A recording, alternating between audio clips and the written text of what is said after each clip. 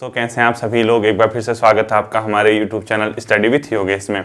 आज फिर से आपकी जो क्लास है वो उत्तराखंड के क्रैश कोर्स फैक्ट की है, जो कि नंबर ऑफ जो क्लास है इस सीरीज की वो 10वीं क्लास है। यानी आज आपकी 10 क्लासेस कंप्लीट हो जाएंगी इस सीरीज की। और आपसे मैं रिक्वेस्ट करूंगा इस सीरीज को एंजॉय करते हुए पढ़ना। इससे आपको एक चीज समझ आ जाएगा कि आपको कितना उत्तराखंड के बारे में, फैक्ट के बारे में पता है। यानी आपके लिए ये फायदा होगा जब आपका एग्जाम होगा तो उन दिनों आप रिवीजन कर सकते हैं। दूसरा, जब आपने डीप वाली क्लास पढ़ ली आपको ये पता चल जाएगा कि हाँ इससे ऐसे क्वेश्चन पूछे जाते हैं। तो ये क्लासेस बीच बीच में ऐसे में इसलिए देता हूं ताकि आपके ऊपर बर्डन ना पड़े। बर्डन का मतलब उत्तराखंड बंद थी, बीच में बहुत कम क्लास आती, तो 2 क्लास मैंने बीच में ये पकड़ ली। अब मैं क्या करूंगा, कुछ टाइम तक उत्तराखंड ऑफ रखूंगा, जीएस की क्लासेस बढ़ा दूंगा। तो इसी तरीके से एक संतुलित अध्ययन होगा हम लोगों का, और हमारा जीएस भी चलेगा, हिंदी भी चलेगा, उत्तराखंड भी चलेगा। ठीक है। जो भी छात्र मेरे दूसरे चैनल स्टडी विथ योगेश 2.0 से नहीं जुड़े हैं, आप लोग उससे जुड़ जाइए। और जो भी आपके क्वेश्चंस होते हैं, जो आपके डाउट होते हैं, वहाँ आप लोग पुटअप कीजिए। वहाँ मैं आपकी कोशिश करता हूँ कि एक दिन में 20 से 25 छात्रों के जवाब दे सकूँ। अब सब तो पॉसिबल नहीं हो पाता, और आपसे रिक्वेस्ट है जब कोई भी क्वेश्चन पुट करोगे बहुत लेंदी मत लिखना कि सर इतने टाइम से आपसे पढ़ रहा हूँ, मेरा ये पूरा होगा। सीधे क्वेश्चन करना, सर इससे हो जाएगा या नहीं होगा, उससे मुझे पढ़ने में भी आसानी होती है। ठीक है। तो हम आज इसको शुरुआत करते हैं। कल आपकी जीएस की क्लास संभावित है, जीएस की क्लास आएगी। उसके बाद 2 क्लासेज आपकी हिंदी गहन अध्ययन की आएगी, फिर नेक्स्ट वीक जीएस आएगी, और साथ साथ ही अब मॉडर्न हिस्ट्री की क्लास भी मैं शुरू करूंगा। देखिए, कल जहां तक पढ़ाया था एक क्वेश्चन में कंफ्यूज था, कुमाऊं परिषद के 6 अधिवेशन कर देना। ठीक है। जो मैंने 7 करवाए थे कुमाऊं परिषद के जो अधिवेशन, वो 7 नहीं 6 ही होंगे। ठीक है। कुमाऊं परिषद के कुल कितने अधिवेशन हुए थे?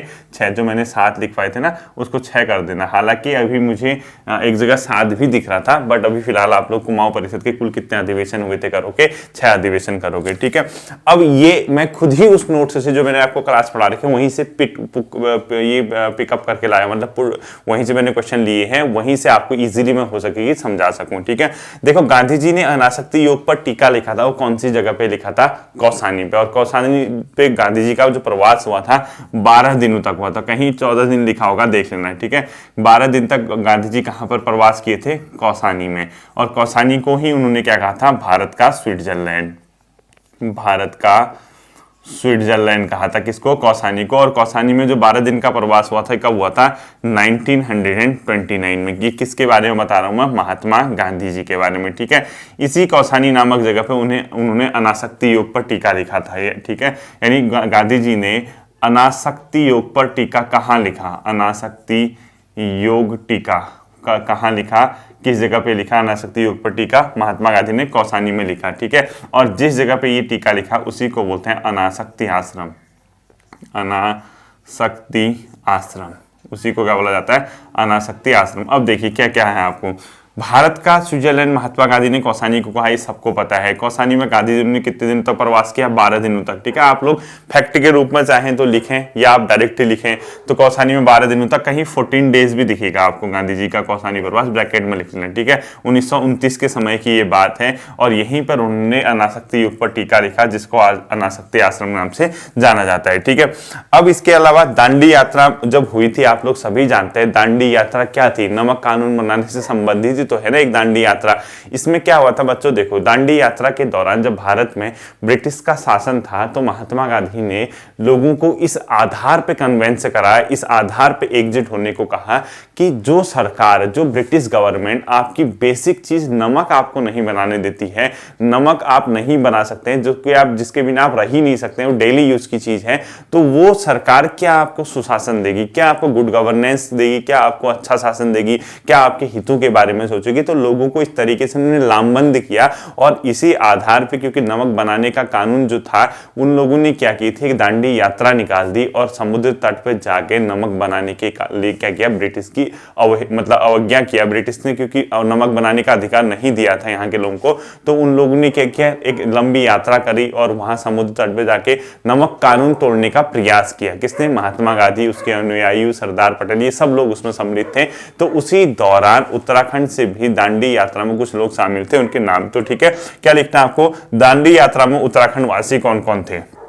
दांडी यात्रा में उत्तराखंड वासी। ठीक है। दांडी यात्रा में उत्तराखंड वासी में यूके से कौन शामिल थे, ये लिखना है आपको। दांडी यात्रा में उत्तराखंड वासी कौन से? 3 लोगों के नाम लिखने हैं, ज्योतिराम कांडपाल, भैरव दत्त जोशी और खड़क सिंह बहादुर। ठीक है, ज्योतिराम कांडपाल, इन तीनों के नाम इंपॉर्टेंट है। ठीक है, कौन सा शामिल नहीं था करके इसमें पूछेगा। ज्योतिराम कांडपाल, खड़क बहादुर सिंह, तीनों नाम याद रखना है। ठीक है, खड़क बहादुर सिंह, खड़क बहादुर सिंह, और तीसरा जो इसमें नाम आता है वो आता है अपने आप में भैरव दत्त जोशी। वे खड़क बहादुर सिंह गढ़वाल से। ठीक है, भैरव दत्त जोशी, भैरव दत्त जोशी, इन तीनों ही व्यक्तियों ने इसमें क्या किया था, भाग लिया था। ये 3 के 3 आपको आने चाहिए थे, ज्योतिराम कांडपाल, खड़क बहादुर सिंह और भैरव दत्त जोशी, इन तीनों के नाम आपको आने चाहिए। कौन सा सम्मिलित नहीं था? दांडी यात्रा में उत्तराखंड से शामिल व्यक्ति करना है इसमें। ठीक है, से शामिल व्यक्ति कौन कौन से थे, ये 3 के 3 नाम आपको क्या होने चाहिए, पता होना चाहिए। ये पेपर में पूछे जाते हैं। ठीक है, ये क्वेश्चन भी ध्यान रखोगे।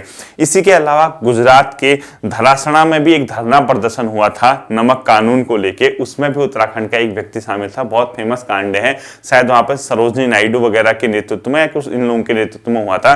तो उस धरासणा में धरना प्रदर्शन में उत्तराखंड से शामिल व्यक्ति जो थे वो ज्योतिराम कांडपाल थे। तो अगला क्वेश्चन क्या लिखना है, धरासणा में, ये गुजरात में पड़ता है। ठीक है, संभव, हाँ गुजराती है। धरासणा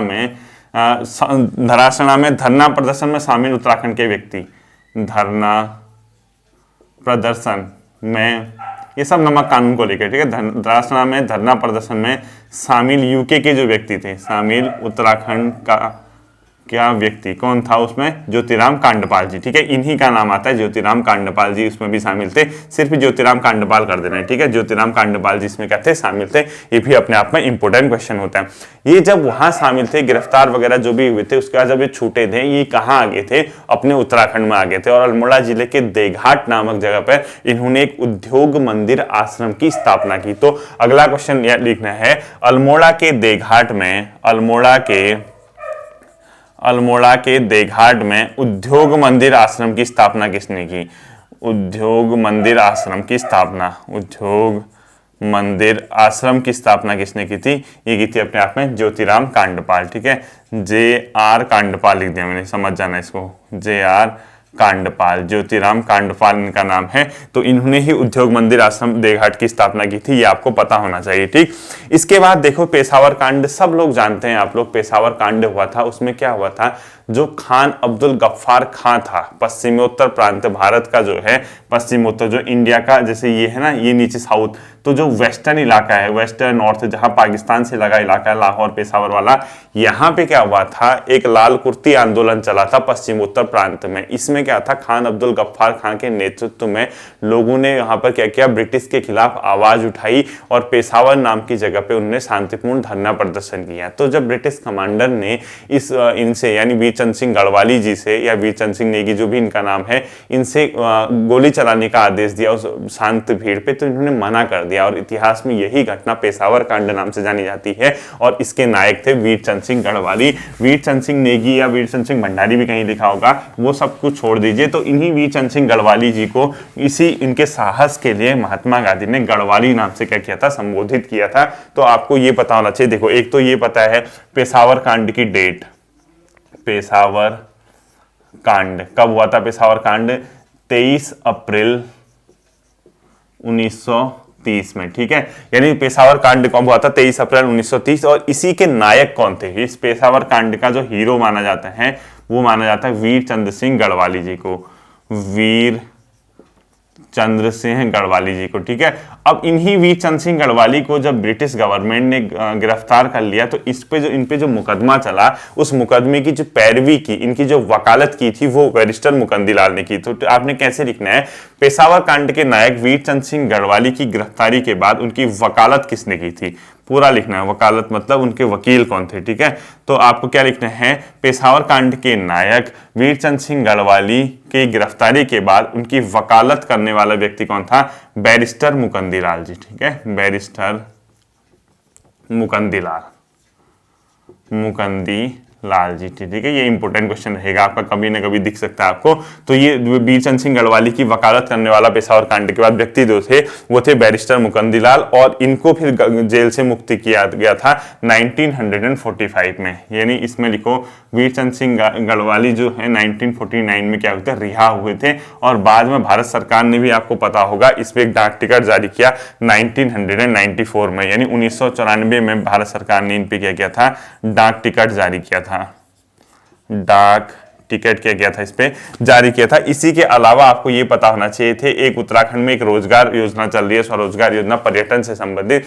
वीरचंद सिंह गढ़वाली स्वरोजगार योजना कब से शुरू हुई, 2008 से। ये लिंक कर दिया, ठीक है। पर्यटन से संबंधित अगला क्वेश्चन लिखो, पर्यटन से संबंधित वीरचंद सिंह गढ़वाली रोजगार योजना, वीर चंद्र सिंह गढ़वाली स्वरोजगार योजना, रोजगार योजना कब से शुरू हुई थी, सन 2008 से। ये मैंने इसको यहाँ पर लिंक कर दिया, इसको चेक कर लेना, क्रॉस चेक, 2008 ही होगा। पर्यटन से संबंधित वीरचंद सिंह गढ़वाली स्वरोजगार योजना कब से संबंधित हुई थी, 2008 से। ये इनके बारे में था, ठीक है। इसके बाद आपका जो अगला फैक्ट आता है वो आता है, दुगड्डा में एक सम्मेलन हुआ था गढ़वाल में व्यवस्थित ढंग से सविनय अवज्ञा या सत्याग्रह आंदोलन चलाने के लिए। तो अगला लिखो दुगड्डा सम्मेलन, जो कि ब्रैकेट में लिख देना, गढ़वाल में व्यक्तिगत ढंग से यानी गढ़वाल में व्यवस्थित ढंग से सत्याग्रह चलाने हेतु कब शुरू हुआ था, 30 मई 1930 को। तो अगला क्वेश्चन लिखने हैं, गढ़वाल में व्यवस्थित ढंग से सत्याग्रह चलाने के लिए दुगड्डा सम्मेलन, ये 1936 वाला नहीं है, ठीक है, वो अलग है। गढ़वाल में व्यवस्थित ढंग से सत्याग्रह चलाने के लिए दुगड्डा सम्मेलन कब हुआ था, 30 मई 1930 को। जब आपको पता होगा भारत में सविनय अवज्ञा आंदोलन हो रहा था, उसी दौरान गढ़वाल और कुमाऊं में भी किस प्रकार से सत्याग्रह आंदोलन चले, उसके लिए दुगड्डा में एक सम्मेलन बुलाया गया था, वो बुलाया गया था 30 मई 1930 को, ठीक है। इसके तुरंत बाद पौड़ी में भी कुमाऊं के राजनीतिक कार्यकर्ताओं का एक अधिवेशन बुलाया गया था, जिसमें कुमाऊं से लोगों ने भाग लिया और जिसकी अध्यक्षता की थी हरगोविंद पंत ने। तो अगला लिखो, पौड़ी में कुमाऊं के राजनीतिक कार्यकर्ताओं का अधिवेशन, पूरा लिखना, ठीक है। पौड़ी में कुमाऊं के राजनीतिक कार्यकर्ताओं का अधिवेशन, पौड़ी में कुमाऊं के राजनीतिक कार्यकर्ताओं का अधिवेशन, राजनीतिक कार्यकर्ताओं का जो अधिवेशन हुआ था, कार्यकर्ताओं का अधिवेशन। अधिवेशन का मतलब होता है एक प्रकार की बैठक, जो इसको बोला जाता है, ठीक है। अधिवेशन ये हुआ था अपने आप में 9 जून 1930 को, और इसकी अध्यक्षता की थी 9 जून 1930, और इसके अध्यक्ष जो थे हरगोविंद पंत थे, ब्रैकेट में अध्यक्ष लिख देना, हरगोविंद पंत, ठीक है। अध्यक्ष क्या लिखोगे, हरगोविंद, HG पंत लिख दिया मैंने, ठीक है। हरगोविंद पंत जी को इसका क्या बनाया गया था, अपने आप में अध्यक्ष बनाया गया था, ये आपको पता होना चाहिए। इसके बाद आपका आता है पौड़ी के अधिवेशन में, जो अपनी समाप्ति के बाद पौड़ी में एक जिला कांग्रेस कमेटी बनी थी। यानी जब ये पौड़ी अधिवेशन समाप्त हुआ था, इस अधिवेशन की समाप्ति के बाद एक जिला कांग्रेस कमेटी बनाई गई थी पौड़ी गढ़वाल में। उनके एक अध्यक्ष और उपाध्यक्ष जी थे, उनके नाम आपको पता होने चाहिए। यानी पौड़ी अधिवेशन की समाप्ति के बाद, पूरा क्वेश्चन लिखना है, पौड़ी अधिवेशन की समाप्ति के बाद पौड़ी जिला कांग्रेस कमेटी, पौड़ी अधिवेशन की समाप्ति के बाद पौड़ी जिला कांग्रेस कमेटी, ठीक है। पौड़ी अधिवेशन के बाद पौड़ी जिला कांग्रेस कमेटी, इसके अध्यक्ष बनाए गए थे एडवोकेट जीवानंद डोभाल को, और उपाध्यक्ष बनाया गया था भोलादत्त चंदोला जी को, ठीक है। तो इनके अध्यक्ष लिखिए, और उपाध्यक्ष, अध्यक्ष बनते हैं जीवानंद डोभाल जी, ठीक है। क्या लिखोगे, एडवोकेट जीवानंद डोभाल, एडवोकेट जीवानंद डोभाल जी को बनाया गया था, जबकि इनके उपाध्यक्ष बनाए गए थे भोलादत्त चंदौला जी को, भोलादत्त चंदौला। ये इंपॉर्टेंट नहीं है, ठीक है, मैं पहले बता दूं कि ये क्वेश्चन इंपॉर्टेंट नहीं है। इसके बाद देखिए सत्याग्रही समिति बनाई गई थी इसी दौरान, उसमें का संचालन जो दिया गया था प्रताप सिंह नेगी को। तो लिखो सत्याग्रह समिति, इसी दौरान यहाँ पर पौड़ी गढ़वाल के आसपास सत्याग्रह समिति का संचालन, सत्याग्रह समिति, ब्रैकेट में सत्याग्रह समिति के लिख देना भक्त दर्शन के सहयोग से। यानी इसको बनाने में जो सहयोग रहा था वो किसका रहा था, भक्त दर्शन के सहयोग से, भक्त दर्शन के सहयोग से, ठीक है। सत्याग्रह समिति, इसका जो अपने आप में संचालक बनाया गया था वो प्रताप सिंह नेगी को बनाया गया था। तो लिखो सत्याग्रह समिति का संचालक कौन था, संचालक ये था प्रताप सिंह नेगी। क्या लिखोगे, प्रताप सिंह नेगी जी को बनाया गया था सत्याग्रह समिति का संचालक। यानी प्रताप सिंह नेगी इसके क्या थे, अपने आप पर सत्याग्रह समिति के संचालक थे, ये भी आपको पता होना चाहिए। इसके बाद देखिए गढ़वाल में एक सविनय सत्याग्रह यानी सविनय अवज्ञा सत्याग्रह को अंतिम रूप देने हेतु कोट सिंत्योसी पौड़ी में कांग्रेस सम्मेलन कब हुआ था। ठीक है, तो लिखो गढ़वाल में सत्याग्रह समिति, गढ़वाल में सविनय अवज्ञा सत्याग्रह को अंतिम रूप देने हेतु, गढ़वाल में सविनय अवज्ञा सत्याग्रह को अंतिम रूप देने हेतु कोट सिंतेस्यू, सिंत्योस्यू पट्टी पड़ती है ना, कोट सिंत्योस्यू ब्रैकेट में पौड़ी कर देना, मैं कांग्रेस सम्मेलन, मैं कांग्रेस सम्मेलन, ये कब हुआ था अपने आप में, ये कांग्रेस सम्मेलन ये हुआ था अपने आप में कब, जून 1930 में, जिसके अध्यक्ष हरगोविंद पंत थे। ठीक है, जून 1930, और इसके अध्यक्ष जो थे अपने आप में वो थे हरगोविंद पंत, HG पंत। ये भी उतना ज्यादा इंपॉर्टेंट क्वेश्चन नहीं होगा अपने एग्जाम की दृष्टि से। ठीक है, हाँ अगले जो क्वेश्चन है वो इंपॉर्टेंट हो सकते हैं। चमोली जनपद में सत्याग्रह संचालन का काम किया था रामप्रसाद नौटियाल जी ने, जबकि कांग्रेस विरोधी दल के रूप में अमन सभा का गठन हुआ था 1930 लैंसडाउन में। तो लिखो चमोली में, पूरा लिखना है। ठीक है, चमोली में, चमोली जनपद में सत्याग्रह संचालित, यानी चमोली में कौन एक्टिव था इस चीज के लिए, चमोली में सत्याग्रह संचालित, किसके द्वारा एक सत्याग्रह का संचालन किया गया था, श्रीनगर से अपने अनुयायियों को लेकर जो चमोली पहुंचे थे सत्याग्रह के लिए, यानी चमोली में सत्याग्रह का संचालन लिखो राम प्रसाद नौटियाल जी के द्वारा। ठीक है, किसके द्वारा, राम प्रसाद नौटियाल जी के द्वारा चमोली में किया गया था सत्याग्रह, और साथ में अनुसुईया प्रसाद बहुगुणा जी भी इनके साथ थे। ठीक है, इसके बाद देखिए एक मतलब ब्रिटिश, क्योंकि यहाँ पर जो अपने आप में कांग्रेस उठ रही थी ब्रिटिश के अगेंस्ट, जनमत एक कर रही थी, लोगों को एक कर रही थी, उसी दौरान ब्रिटिश ने क्या गढ़वाल में एक अमन सभा का गठन किया लैंसडाउन में। तो लिखो कांग्रेस विरोधी दल के रूप में अमन सभा का गठन कब हुआ था, और ध्यान रखना है कांग्रेस का विरोध करने के लिए बनाई थी। ठीक है, कांग्रेस विरोधी दल के रूप में, कांग्रेस विरोधी दल के रूप में अमन सभा का गठन लिखो, कांग्रेस विरोधी दल के रूप में अमन सभा का गठन कब हुआ था, यानी एक अमन सभा ब्रिटिश द्वारा बनाई गई थी, ये अपने आप में बनाई गई थी 1930 लैंसडाउन में, यानी 1930 में कहा बनाया गया था इसको, लैंसडाउन में, इसको ध्यान रखना है। ठीक है, अमन सभा का गठन 1930 में कांग्रेस के विरोध करने के लिए बनाई गई थी। इसी दौरान क्योंकि जब इनको ये लगा, इन लोगों ने एक मतलब कहानी जैसी फैला दी कि अब धीरे धीरे कांग्रेस समाप्त हो चुकी है पौड़ी गढ़वाल या गढ़वाल के इलाकों में से, तो एक मैकलन हेली थे यानी ब्रिटिश, ठीक है, उनको बुलाया गया पौड़ी में, तो उनसे कहा कि आप कांग्रेस यहाँ समाप्त हो चुकी है, अब आइए। तो इसी दौरान कांग्रेस की समाप्ति का प्रसार किया जा रहा था, तो एक बहुत बड़े व्यक्तित्व सामने आए जिन्होंने मैकलन हेली की सभा में झंडा फहराया और उन्होंने तिरंगा फहराया और उन्होंने ये बताया कि यहाँ अभी कांग्रेस समाप्त नहीं हुई, कांग्रेस अभी मजबूत है। तो उनकी उस शख्सियत का नाम था जयानंद भारती। तो अगला क्वेश्चन लिखना है आपको, सर मालकन हेली की सभा में तिरंगा फहराने वाला व्यक्ति कौन था, इंपोर्टेंट क्वेश्चन है। ठीक है, सर मालकन या मैकलन भी लिखा होगा। ठीक है, मालकन हेली की सभा, पौड़ी में हेली की सभा में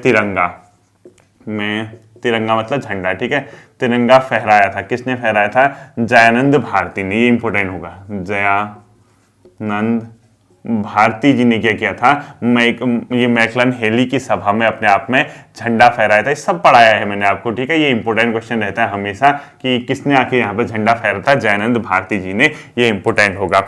इसके बाद कहाँ के सत्याग्रहियों ने, क्योंकि देखो नमक कानून को लेकर, नमक बनाने को लेकर पूरे देश में सत्याग्रह आंदोलन चल रहा था, उसी दौरान एक जगह थी पौड़ी गढ़वाल, वहां क्योंकि अब यहाँ खारा पानी तो है नहीं, झील तो है नहीं, समुद्र तो था नहीं कि यहाँ से आप नमक बना लें, तो उस दौरान कहाँ के सत्याग्रहियों ने खारा पानी न होने के कारण लूनी के जल स्रोत को आंदोलन का प्रतीक मानकर नमक आंदोलन चलाया था। ये इंपोर्टेंट क्वेश्चन है, उदयपुर पौड़ी में ऐसा हुआ था। यानी इन लोगों ने क्या किया, क्योंकि ये जानते थे यहाँ खारा पानी तो है नहीं, तो खारा पानी होगा नहीं, तो क्या किया, लूनी का जल लाए थे। लूनी नदी का नाम सुना होगा आपने, गुजरात वगैरह में कहीं बहती है।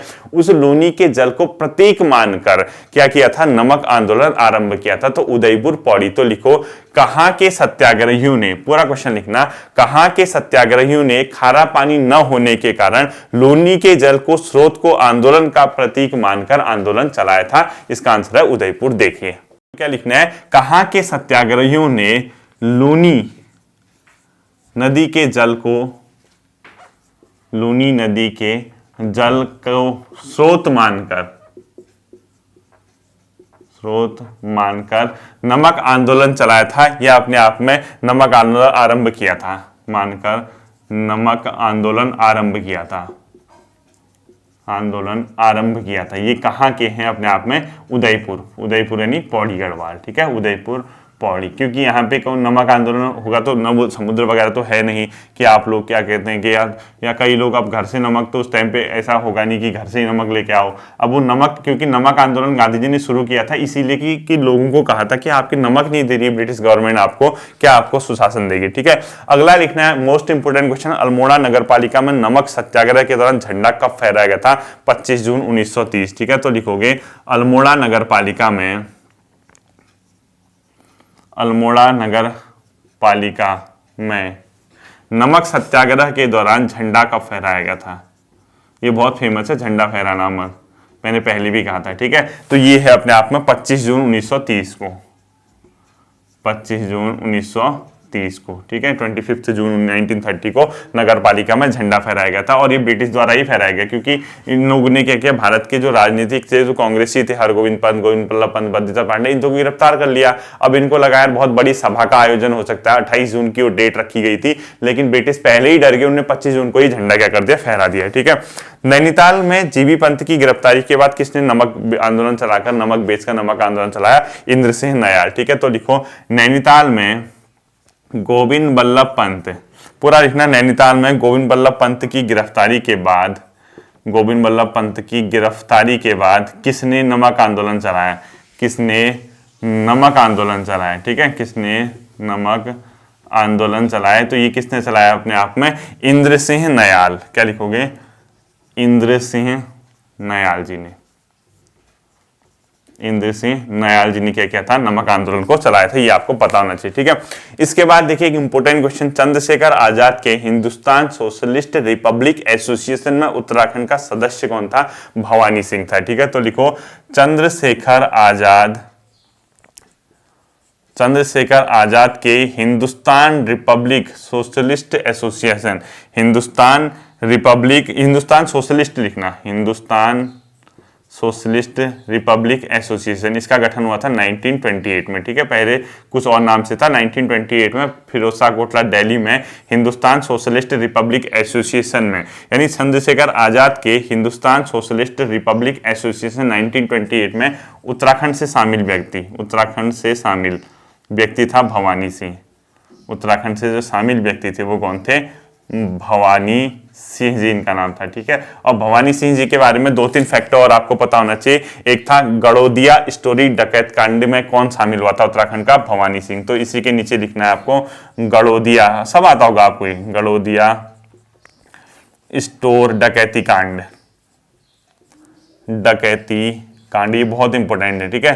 गड़ोदिया स्टोर डकैती कांड में शामिल कौन था, भवानी सिंह जी ही शामिल थे, मैं शामिल, यानी इसमें भी शामिल कौन थे, भवानी सिंह जी ही थे, ये आपको आना चाहिए। और इसी के साथ साथ कौन अपने साथियों को शस्त्रों के प्रशिक्षण हेतु पौड़ी गढ़वाल लाया था। इन लोगों ने क्या किया, गड़ोदिया स्टोर में डकैती कांड किया, पैसा कमाया, उसके जो अस्त्र वस्त्र थे उससे लेके गढ़वाल में ट्रेनिंग के लिए आए, कैसे शस्त्र अस्त्र चलाने, कैसे हथियार चलाने हैं, तो ये भवानी सिंह ही थे, ठीक है। तो अगला भवानी सिंह के बारे में ही लिखना है आपको, कौन अपने साथियों को शस्त्रों के प्रशिक्षण हेतु अपने गांव या पौड़ी गढ़वाल लेके आया, गढ़वाल में लेके आया, उत्तराखंड लेके आया, भवानी सिंह, ठीक है। तो लिखो इसी में लिख देना, कौन अपने मित्रों को, या जैसे भी लिखते हो आप लोग, कौन अपने साथियों को शस्त्रों के प्रशिक्षण हेतु गढ़वाल लेके आए, ऐसे लिख दो, कौन अपने साथियों को, कौन अपने साथियों को शस्त्रों के प्रशिक्षण हेतु, शस्त्रों के प्रशिक्षण ट्रेनिंग,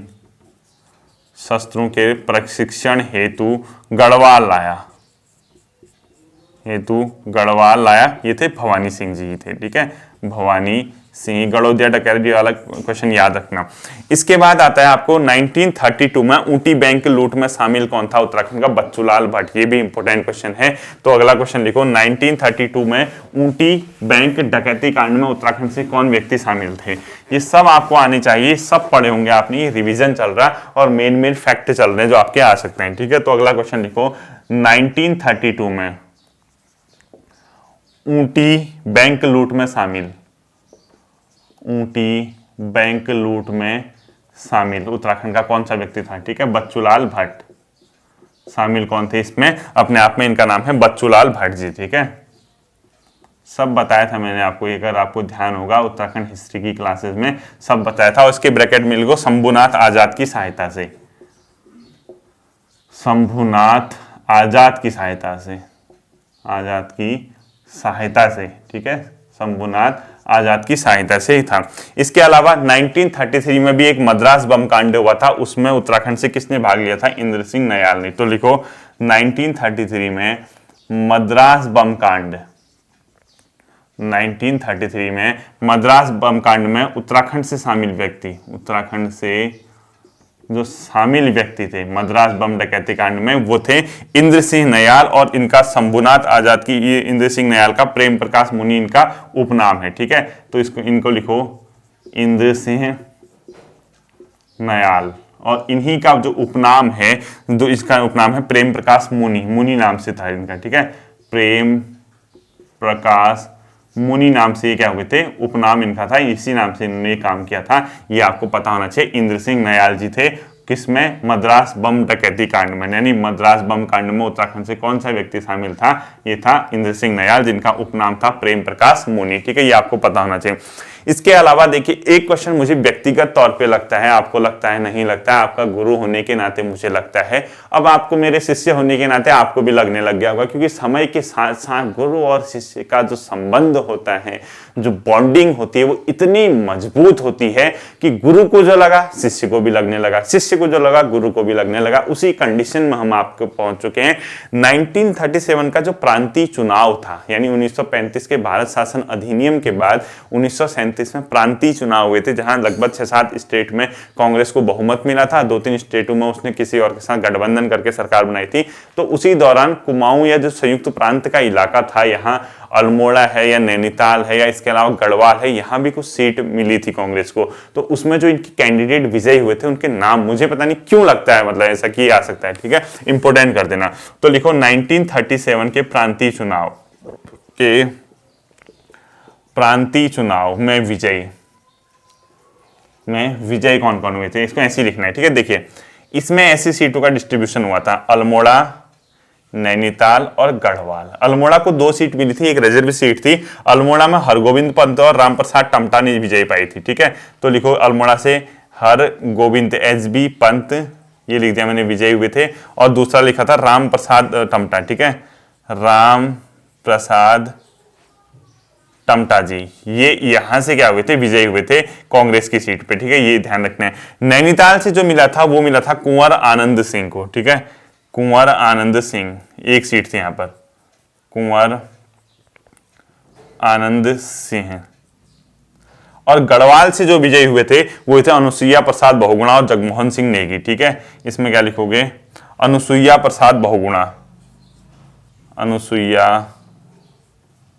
प्रसाद बहुगुणा व जगमोहन सिंह नेगी, ठीक है, इन दोनों का नाम आपको याद रखना है, जगमोहन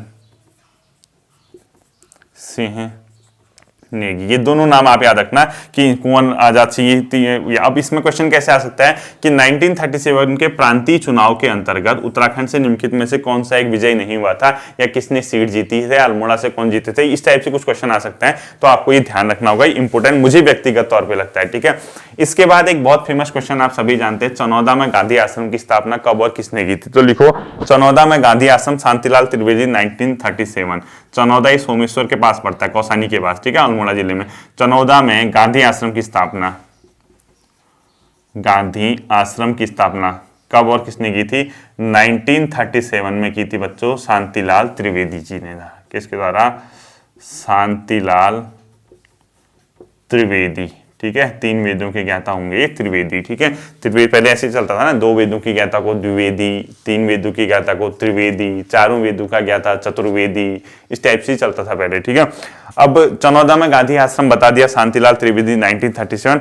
गढ़वाल कांग्रेस का श्रीनगर सम्मेलन मोस्ट इंपोर्टेंट 1938। अगला लिखो, गढ़वाल कांग्रेस का श्रीनगर सम्मेलन, ये बहुत इंपोर्टेंट है, ठीक है। गढ़वाल कांग्रेस का श्रीनगर सम्मेलन, श्रीनगर सम्मेलन। ये कब हुआ था अपने आप में? 1938 में। ब्रैकेट में लिखो नेहरू प्लस विजय लक्ष्मी पंडित ने इसमें भाग लिया। जवाहरलाल नेहरू प्लस विजय लक्ष्मी पंडित जी ने भाग लिया, ठीक है, विजय लक्ष्मी पंडित ने इसमें भाग लिया। ये बहुत बार क्वेश्चन पेपर में आते हैं कि गढ़वाल का जो श्रीनगर सम्मेलन था उसमें भाग लेने वाले कौन कौन से थे? जवाहरलाल नेहरू और विजय लक्ष्मी पंडित जी, और गढ़वाल में श्रीनगर सम्मेलन 1938। ऐसी एक दोगड्डा में भी सम्मेलन हुआ था इस चुनाव से पहले, वो भी लिखी लो फिर, अगर इतना है तो उसको आप लोगों ने लिखना है। 1936 में हुआ था शायद, उसको उतना इंपोर्टेंट नहीं है जितना कि श्रीनगर सम्मेलन है, ठीक है। इसी 1938 में गढ़वाल जागृत सभा की स्थापना हुई थी। गढ़वाल जागृत सभा कब बना था? 1938 में ही हुआ था, ठीक है। गढ़वाल जागृत सभा की स्थापना कब हुई थी? 1938 में। इसके बाद देखो डाडा मंडी में व्यक्तिगत सत्याग्रह हेतु प्रस्ताव कब पारित हुआ था? 28 दिसंबर 1940 को। अब आपको लेके चलता हूं व्यक्तिगत सत्याग्रह। व्यक्तिगत सत्याग्रह में मतलब 1940 से व्यक्तिगत सत्याग्रह शुरू हुआ था भारत में।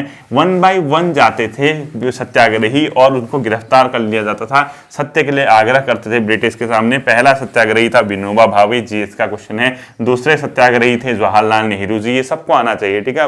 अब जो मेरे मुंह से सुनते सुनते लिख लेता होगा ब्रैकेट में, पहला सत्याग्रही विनोबा भावे, भारत के परिप्रेक्ष्य में बोल रहा हूं, दूसरा जवाहरलाल नेहरू। इसी दौरान उत्तराखंड में भी व्यक्तिगत सत्याग्रही निकल के आए प्रथम, उनका नाम था जगमोहन सिंह नेगी, ठीक है।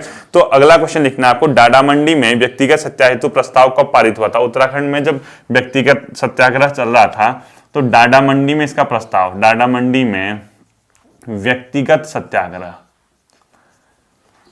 व्यक्तिगत सत्याग्रह हेतु प्रस्ताव पारित, हेतु प्रस्ताव जो पारित हुआ था डाडा मंडी में, ये हुआ था 28 दिसंबर 1940 को। 28 दिसंबर 1940 में। और इसी दौरान यानी पहला व्यक्तिगत सत्याग्रही उत्तराखंड का, ये मोस्ट इंपोर्टेंट करना, पहला व्यक्तिगत सत्याग्रही कौन थे? जगमोहन सिंह नेगी। ये मोस्ट इंपोर्टेंट है, ठीक है।